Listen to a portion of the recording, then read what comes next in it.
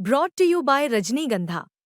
यूं ही नहीं ताज ताज बन जाता है। शिल्पकारों का हुनर और चुनिंदा संगमरमर ताज को नायाब बनाते हैं। कुछ ऐसे ही चुनिंदा जगहों से बस खास ही चुनकर लाता हूँ। कतरे कतरे को मैं हीरे सा परखता हूँ। यूं ही नहीं मैं रजनीगंधा बन जाता हूँ। अमेरिका में चल रही है रेट कट की तैयारी और जिस वक्त हम लोग सोने जा रहे होंगे उस वक्त वहाँ वो मीटिंग होगी जिसको कहते हैं FOMC की मीटिंग, यानी फेडरल रिजर्व की ओपन मार्केट कमेटी की बैठक, जहाँ से तय होता है कि अमेरिका में ब्याज दरों का आगे क्या रुख रहेगा, अब वहाँ कैसे ब्याज दरें चलेंगी। उम्मीद ये की जा रही है कि इस बार FOMC कम से कम चवन्नी की कटौती करने जा रहा है और मंगल के दिन शुरू हो रही है। मंगल के दिन आप कहेंगे यहाँ मंगल का दिन खत्म होगा, अमेरिका में मंगल का दिन शुरू होगा और उसी दिन ये बैठक शुरू होगी और अगले दिन इसका फैसला सामने आ सकता है। लक्षण क्या है वहाँ? महंगाई एकदम जड़ बनी हुई है, बिल्कुल हिल नहीं रही है, महंगाई से परेशान है अमेरिका। साथ में रोजगार के आंकड़े चिंताजनक आ रहे हैं, अच्छे नहीं हैं, जॉब में ग्रोथ नहीं हो पा रही है और अमेरिकी राष्ट्रपति डोनाल्ड ट्रंप लगातार फेड रिजर्व पर दबाव बनाए हुए हैं ब्याज दरें कम करने का।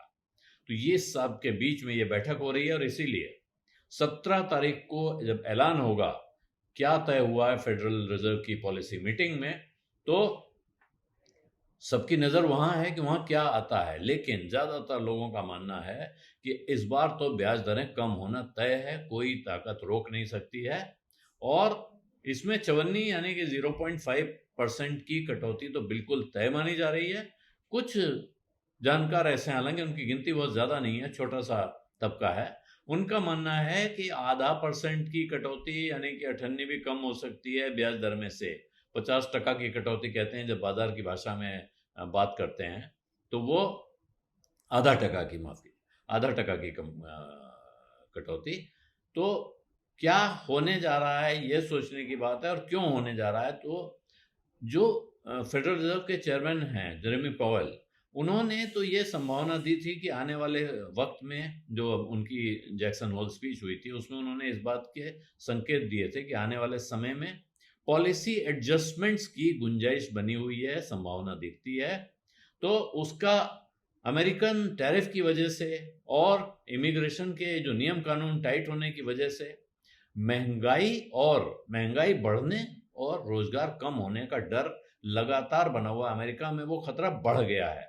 ये जो परिस्थिति बाकी दुनिया को लग रहा है कि साहब ट्रंप हम पे अटैक कर रहे हैं, तो इस अटैक का एक रिकॉइल इफेक्ट कह सकते हैं, एक असर झटका वहां भी लग रहा है अमेरिकी इकोनॉमी को। वहां महंगाई दम पकड़ रही है, जोर पकड़ रही है और रोजगार के प्रोस्पेक्ट्स कम होते जा रहे हैं। तो ऐसे में पवेल ने इस बात को अंडरलाइन किया था कि महंगाई जो है उसकी चिंता, उसका खतरा बना हुआ है, महंगाई बढ़ने का डर बना हुआ है। दूसरी तरफ रोजगार के मोर्चे पे रोजगार कम होने का खतरा बना हुआ है। तो दोनों तरफ उनको ये खतरा दिखाई पड़ रहा है और इसीलिए वो कह रहे हैं, उन्होंने कहा इसकी वजह से जो पूरा हमारा गणित होता था उसका पूरा बैलेंस बिगड़ गया है और इसीलिए अब हो सकता है कि सेंट्रल बैंक की पॉलिसी के नजरिए में जो उसका पॉलिसी स्टैंस है उसमें एक बदलाव हो सकता है। तब से, जिस दिन से वो स्पीच हुई है, तब से अब बाजार क्या दुनिया भर के बाजार इस उम्मीद में बैठे हैं कि अब 25 बेसिस पॉइंट यानी कि एक चवन्नी की कटौती तो तय ही मानिए। और बाजार का ये की जो उम्मीद है ये कोई बिल्कुल ऐसा नहीं है कि ये बेसिर पैर है, इसमें कोई तर्क नहीं है। जॉब मार्केट का जो डेटा है, एम्प्लॉयमेंट के आंकड़े दिख रहे हैं अमेरिका के, वो दिखा रहे हैं कि अब ये वक्त आ गया है कि अब फेडरल रिजर्व को एक्ट करना ही चाहिए, करना ही पड़ेगा। अमेरिकी इकोनॉमी ने पिछले 12 महीनों में जो जॉब क्रिएट किए हैं, जो नए रोजगार के अवसर वहां पैदा हुए हैं, वो जो अनुमान था, इससे पहले जो अंदाजा लगाया गया था उसके मुकाबले 9,11,000 रोजगार कम हैं। ये अमेरिका में बहुत बड़ी चिंता की बात है। अनएम्प्लॉयमेंट रेट, बेरोजगारी की दर 4.3% हो गई ये पिछले महीने अगस्त के महीने में, जबकि जुलाई में थी 4.2%। अमेरिका का जॉब ग्रोथ 22,000 पे अगस्त में, जो कि जुलाई में था 79,000, 79,000 से गिर के 22,000 पे आ गया है, लगभग एक चौथाई हो गया है। तो ये चिंता है, लेकिन इसके साथ में ऐसा भी नहीं लगता है कि कोई बड़ा भारी कट हो जाएगा। क्यों? क्योंकि महंगाई के मोर्चे पर भी रिजर्व बैंक को सावधान रहना है, और अगर रेट कट होता है तो उससे महंगाई बढ़ने की आशंका, महंगाई बढ़ने का डर पैदा हो जाता है। इसीलिए इन्फ्लेशन और रोजगार की ग्रोथ दोनों के बीच में उनको एक तालमेल बैठाना है। कंज्यूमर इन्फ्लेशन इस वक्त जनवरी के बाद से अपने हाईएस्ट पॉइंट पे है, भारी चिंता का कारण बना हुआ है, और इसीलिए अब ये ऐसा लग रहा है, ज़्यादातर लोग ये कह रहे हैं कि फेडरल रिजर्व आने वाले कुछ महीनों में ब्याज दरों में 50 से 75 बेसिस पॉइंट, यानी कि आधा % से 0.25% तक की कटौती कर सकता है। लेकिन वो इस वक्त करेगा ऐसा नहीं है, आने वाले समय में इसको ग्रेजुअली करेगा। और साथ में जो जॉब मार्केट के सिग्नल्स हैं और महंगाई की चिंता है, सबको छोड़कर किनारे रखें तो अमेरिकी राष्ट्रपति डोनाल्ड ट्रंप, उनकी तरफ से जो लगातार दबाव पड़ रहा है फेडरल रिजर्व पे, वो भी एक कारण होगा फेडरल रिजर्व के फैसले में। हालांकि अभी तक जेरोम पावेल ने काफ़ी रेजिस्ट किया है, वो सुनते नहीं हैं, और इस बात को लेके भी डोनाल्ड ट्रंप उनकी खासी आलोचना करते रहे हैं। लेकिन बाजार अब इस बात को बहुत ध्यान से, बारीकी से देख रहा है कि आखिर कब तक ये नहीं सुनेंगे, और अब तो वक्त आ गया जब इन्हें सुन ही लेना चाहिए। तो इस मीटिंग के ठीक पहले अमेरिकी सेनेट ने सोमवार के दिन कंफर्म किया कि जो अमेरिका के ट्रंप के टॉप इकोनॉमिक एडवाइजर हैं स्टीफन मिरान, उनको फेडरल रिजर्व के बोर्ड ऑफ गवर्नर्स में शामिल कर दिया है। तो ये देखा जा रहा है, इस एंट्री को देखा जा रहा है, जब ट्रंप के खास सलाहकार का वहाँ बोर्ड ऑफ गवर्नर्स में शामिल होना, ये माना जा रहा है कि अब ट्रंप का अमेरिकी सेंट्रल बैंक पर प्रभाव, दबदबा या असर बढ़ रहा है।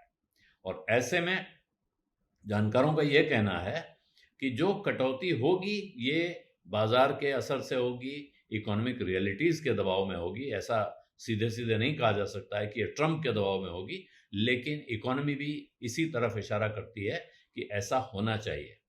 कुछ दूसरे जानकार हैं, उनका कहना है कि साहब बाजार की उम्मीद है, हिस्टोरिकल प्रेसिडेंट हैं, यानी कि पहले भी ऐसे दृष्टांत मौजूद हैं, नज़ीर मौजूद है कि जहां 75+ बेसिस पॉइंट की कटौती, यानी कि 0.25% से भी ज़्यादा की कटौती की गई है, और उसमें रेट बढ़कर 3.25%, 3.5% पहुंच सकते हैं 2025 के अंत तक। हालांकि ये बहुत ही अनलाइकली सिनेरियो, इतना ज़्यादा कटौती एक साथ हो जाएगी, वहाँ से ये फैसला उस फेडरल रिजर्व से आ जाएगा जिसने अभी तक कटौती से हाथ खींचा हुआ है, तो वो ज़रा मुश्किल है।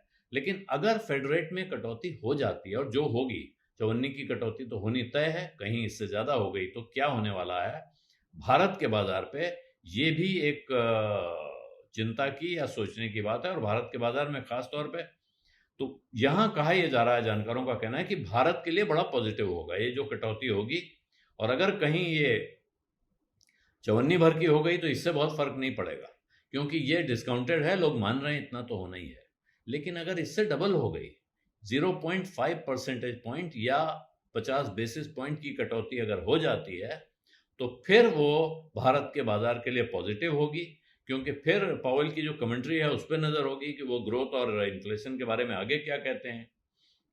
लेकिन उससे भारत के बाजार को सहारा मिल सकता है, भारत में पैसा आने की तरफ आ सकता है, क्योंकि अगर फेडरल रेट कट हो जाता है और वहां से डविश स्टैंस आ जाता है, तो फिर जो विदेशी निवेशक भारत से भाग रहे हैं उनके लिए वो प्रोवोकेशन जरा कम हो जाएगा, और हो सकता है भारत से विदेशी निवेशकों के एफपीआईज के भागने का सिलसिला वहां से रुके और वो पलट सकें। हालांकि अभी तक जुलाई से लगातार देखें तो कैश सेगमेंट में विदेशी निवेशक जम के बिकवाली कर रहे हैं, उन्होंने काफी पैसा निकाल लिया है।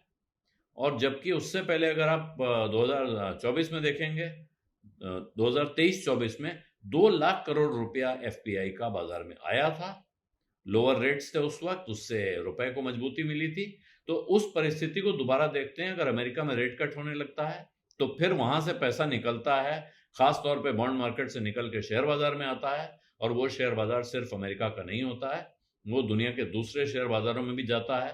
और अभी क्योंकि अब अमेरिका और भारत के बीच दोबारा व्यापार वार्ता शुरू हो गई है, संबंध सुधरने के आसार दिख रहे हैं।